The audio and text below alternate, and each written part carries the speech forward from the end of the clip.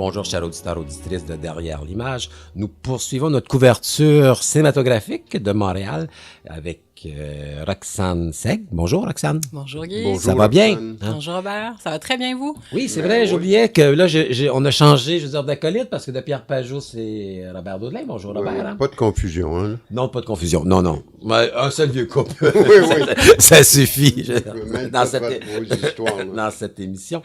Et donc, le cinéma moderne présente une rétrospective de Amat Escalante depuis jeudi, et ça jusqu'à dimanche. Mais ce que tu nous mentionnais, c'est que cette rétrospective s'inscrit dans une volonté du cinéma moderne de présenter plusieurs rétrospectives. Hein? Oui, là, ça fait juste 6 semaines que le cinéma moderne a ouvert, mais c'est un projet sur lequel je travaille depuis plusieurs mois, une série de 10 rétrospectives sur 10 mois qu'on co-présente avec 24 images. Je les ai approchées avec le projet, puis j'avais envie que le cinéma moderne, dès le début, marque dans sa programmation des rencontres avec des cinéastes majeurs, influents qu'on trouve important de défendre, puis qu'on a envie de faire venir à Montréal aussi, surtout. Donc, on commence avec Amat Escalante, cinéaste mexicain que j'ai découvert ici à Montréal au Festival de Nouveau Cinéma en 2005. Avec Sangré, puis que j'ai eu l'occasion de rencontrer après, parce que j'ai une double vie, là. Je vis au Mexique quelques mois par année.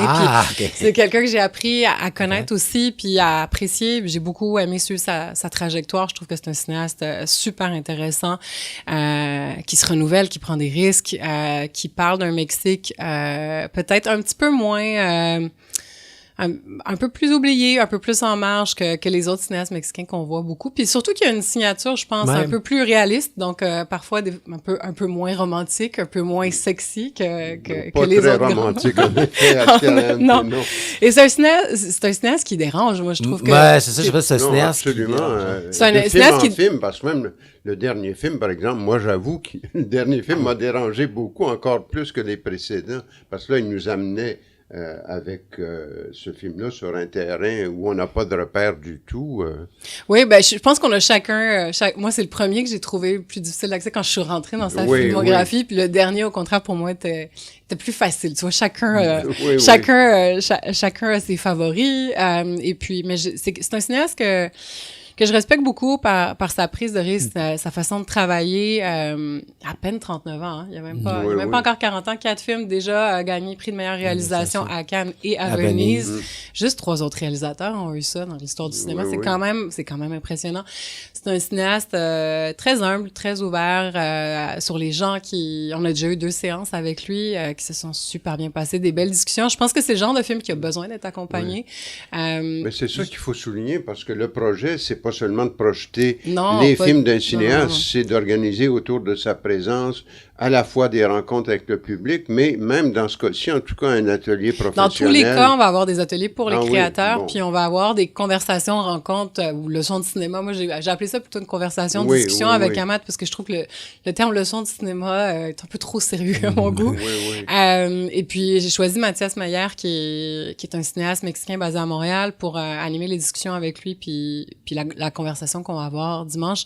Mais oui, cette série-là de rétrospective, l'objectif, c'est aussi d'animer la vie cinématographique montréalaise tout au long de l'année, parce que je trouve que les festivals amènent une programmation absolument extraordinaire. C'est toujours sur du concentré de 10 jours, 2 semaines maximum. Donc, il y a toujours une panoplie d'invités absolument magnifiques. Par exemple, à Cinémania, en ce moment, très bientôt à RIDM, mais on finit tous par en manquer tellement. Donc, je trouve important qu'on marque les moments un peu plus creux de l'année. En fait, ce sera même pas les moments creux, parce que ça va être à raison d'une fois par mois, probablement, qu'on va avoir un invité qui va venir stimuler les cinéphiles, les Montréalais, puis rencontrer des créateurs, des étudiants en cinéma aussi. On va faire des partenariats avec le milieu académique aussi pour chacune de ces rétrospectives-là. Pour cette première, on travaille avec Concordia. Et il y a aussi, on va faire l'atelier à l'Association de réalisateurs-réalisatrices du Québec. Donc, il y a des membres de la RRQ qui vont participer aussi. C'est ouvert au grand public quand même, hein, les ateliers. Je veux dire, c'est axé créateur. Mais on n'a pas besoin d'appartenir à une institution pour y participer. Parce que, en comparant les films, j'ai l'impression que c'est quelqu'un qui est très conscient de son travail. Oui, tout à fait. Parce qu'on voit, on parlait d'une certaine violence qui est comme représentée à l'écran, mais on sent que cette violence-là est alimentée par un discours à la fois social, mais à la fois esthétique. Et c'est même au début avec des comédiens non professionnels. Donc, je pense que et c'est peut-être aussi, je veux dire, les raisons pour lesquelles vous l'avez choisi, dans la mesure où vous faites venir quelqu'un qui a dont on parlait de signature, mais quelqu'un qui a une conscience du geste cinématographique et de la portée que ces gestes peuvent avoir chez le public. Oui, il y a une démarche vraiment réfléchie. Il est fascinant à écouter. Puis, c'est pour ça, moi, je peux parler de son travail, mais je trouve toujours que c'est lui la personne la plus intéressante. Puis même moi, il parle espagnol et anglais. Il parle espagnol et anglais, c'est embêtant. Mais oui, c'est quelqu'un qui réfléchit beaucoup. Hier, j'ai appris dans sa discussion que finalement, il est pas allé à l'école de cinéma, il a lâché l'école de cinéma, puis il a appris par lui-même en regardant des films, en lisant sur le cinéma. Mais je pense que oui, c'est quelqu'un qui est très cérébral quand même dans sa façon de faire du cinéma, mais après très intuitif sur les tournages. Puis je veux dire, la décision de travailler avec des non-acteurs, c'est quand même c'est une certaine prise de risque aussi à sa façon, mais les résultats sont très probants. Moi, je pense que Élie, qui est projeté cet après-midi, et qui est repris dimanche, c'est exemplaire de ça, parce que c'est un film très physique où on a mal au ventre en regardant ce film-là. Mais en même temps, on apprend beaucoup de choses sur qu'est-ce que c'est le particularisme de cette violence culturelle, parce que la violence au Mexique, depuis un bon moment, c'est devenu une des définitions du pays, malheureusement. Et lui, il a cerné ça très, très bien dans une situation absolument impossible, mais c'est un film qui a un impact extraordinaire. Oui, qui a gagné la Louve d'Or, d'ailleurs, au Festival de Nouveau Cinéma. Et ces films, oui, c'est toujours des films avec des personnages. Tu sais, on rentre vraiment dans la vie de une ou deux personnes, une famille, un couple. Puis je pense que c'est ça qui est intéressant, parce que le Mexique, on en entend toujours parler en statistiques dans l'actualité, puis c'est pouvoir voir ça de l'intérieur, de proches, de gens souvent marginalisés,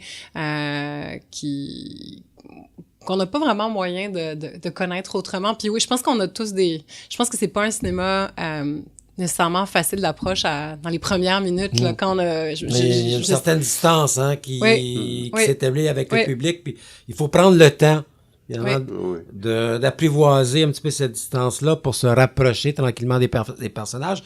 Et même dans sa façon de tourner, c'est un peu ça aussi, je veux dire, qu'il nous propose. Souvent, son personnages sont filmés dans des plans assez larges, dans des paysages, et pour nous amener à les côtoyer et peut-être finalement briser un peu l'image qu'on peut avoir un certain Mexique, là, je sais pas. Moi, je trouve ça tellement important de connaître. Ben, c'est comme c'est un pays aussi qui est devenu le mien. Puis je trouve tellement difficile de parler aux gens au Québec de ce pays-là quand la plupart des Québécois qui y vont, c'est pour aller à la plage, tu sais. Puis après, ils vont voir ce qui sort dans les médias, mais ça va rester ça, leur vision du pays. Fait que je trouve important qu'on puisse aller... La plupart de ces films sont tournés à Guanajuato. Lui, il a grandi à Guanajuato, qui est des États les plus conservateurs au Mexique, qui est à 4-5 heures de Mexico au nord. Puis ça a beaucoup marqué sa vie personnelle, puis finalement, ça l'a inspiré pour faire tous ces films là-bas aussi. Donc, on parle d'un État très conservateur où la religion est très présente, où il y a beaucoup d'interdits, où la morale dicte la vie des gens. Je pense que ça sent. Le film qui a tourné à Los Angeles, c'est autre chose. Lui, de mère américaine aussi. Oui. Puis il a grandi une partie de sa vie aux États-unis. Donc, Los Bastardos, c'est ça. C'est le film qui... C'est Bastardos, là, l'histoire. Oui, c'est Bastardos, des deux immigrants illégaux qui se retrouvent. Mais c'est intéressant qu'à travers ce film-là, on rejoint l'actualité des dernières semaines. C'est que ça va rester d'actualité longtemps, je pense, la question des migrants. Oui, on n'en est pas sorti, effectivement. Non. Mais ce que j'aime bien, moi, je me souviens, mon premier contact, c'est à l'époque de Sangre, comme toi, mais le début de ce film-là, je savais plus où j'étais du tout. Je connais un peu le Mexique, mais là, il y avait une volonté délibérée du cinéaste de nous déstabiliser totalement, et après ça, on peut entrer dans le film. Mais au départ, il y a une volonté de choquer, qui est très saine, je veux dire, c'est pas un gars qui tourne autour du pot très longtemps. Ben j'ai vu avant hier à la projection de Sangre que J'ai senti le malaise un peu dans la salle les premières minutes. C'est un film, mais la salle était pleine. Puis finalement, il y a 3 personnes qui sont sorties avant que le Q&A commence, que la discussion avec le cinéaste commence. Mais la discussion a été fascinante, a été longue, a été riche. Puis je pense que oui, c'est des films qui déstabilisent, mais je pense qu'on a besoin de films qui nous déstabilisent puis qui nous sortent de ce qu'on est habitué à voir. Je pense qu'il y a un propos riche derrière ces films. Je pense qu'il est influencé. Il est en réaction à Guanajuato. Au Mexique, la telenovela est vraiment au cœur de la vie des Mexicains. Je pense il est vraiment l'antithèse de la telenovela. Il faut rappeler rapidement que si on a raté les 2 premiers films, il reste tout de même 2 films très importants, Élie et La Région sauvage, qui sont à l'affiche samedi et dimanche. Et dimanche après-midi, la conversation? Oui, la conversation est dimanche à 15h, à 3h. Et puis, si vous avez un billet, si vous avez vu un des films d'Amat Escalante, vous pouvez rentrer gratuitement à la discussion. Donc, on a 2 projections d'Élie, 2 projections de La Région sauvage, une chaque jour. Une d'Élie puis une de La Région sauvage le samedi en fin de journée. Puis, il y a une projection de Élie dimanche à 13h et une de La Région sauvage dimanche à 17h. Puis, la conversation est entre les 2. Donc, si vous avez un billet pour la séance après, vous pouvez quand même rentrer dans la discussion. Avec, puis, on a un atelier. On a un atelier aussi samedi aujourd'hui, toute la journée avec lui. Donc, c'est le début d'une longue série que j'espère très riche, qui sera appréciée par les cinéphiles. On va suivre ça de très près. Donc, merci beaucoup, Roxane. Merci beaucoup à vous. Et on rappelle cependant que le cinéma moderne, même si de plus en plus connu, se situe au 5150 boulevard Saint-Laurent. Puis vous pourrez prendre un petit café puis une bière en même temps. Puis à 2 pas de Radio Centre. C'est pour ça que je vous aime beaucoup. Donc, on va vous suivre. Faites-vous-en pas. Lorsque vous aurez, je veux dire...